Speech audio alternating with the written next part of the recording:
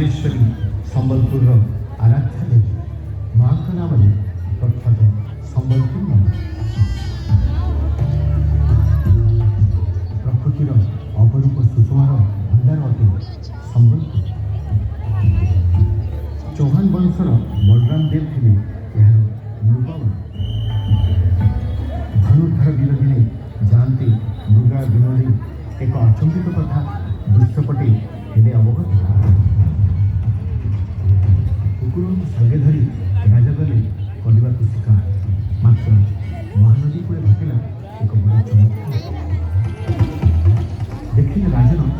ताको कुकुर को गोड़ाऊँ गोटे शशक देखिए यह आचंबित दृश्य राजा हेले हतबाक। महानदी बागपटे थिला एक सिमिड़ी वृक्ष मूले अकस्मात शशक हेले अंतर्ध्यान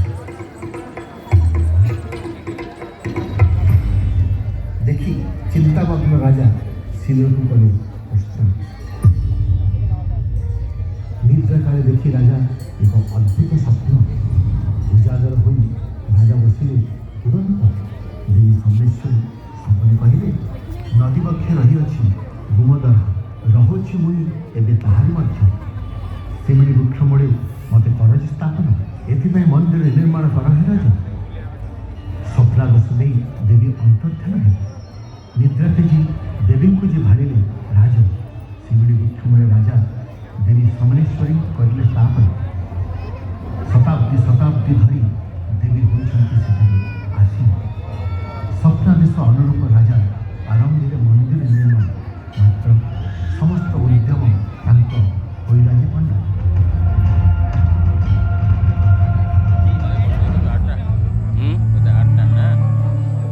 देवी समलेश्वरी परम भक्त बलराम पाणिग्राही और पत्नी आसिले आगे संपन्न करने को मंदिर निर्माण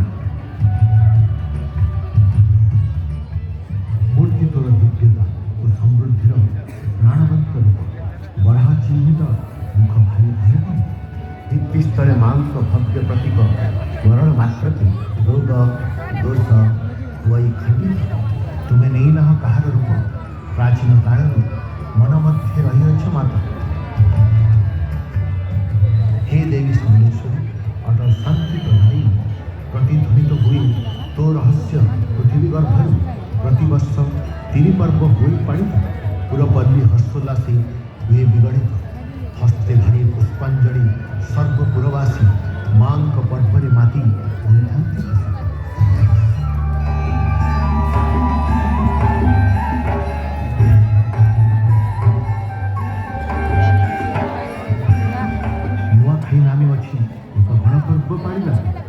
उत्सव एकत्रित होता सर्व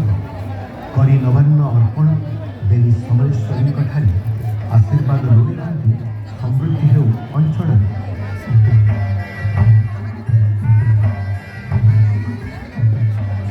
महाविश्व संक्रांति आसे मृत्यु उपरे प्रेमर कथा जे भाषे सती सावित्री कथा जनाई स्मरण वैशाख चैत्र मासरे उत्सव हो पाला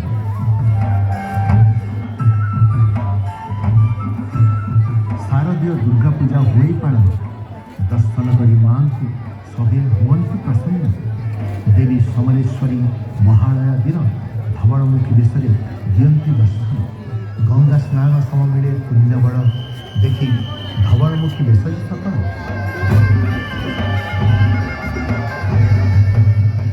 मां समलेश्वरी को स्मरण मात्र के दृश्यपटे उभा हुए समृद्ध इतिहास तक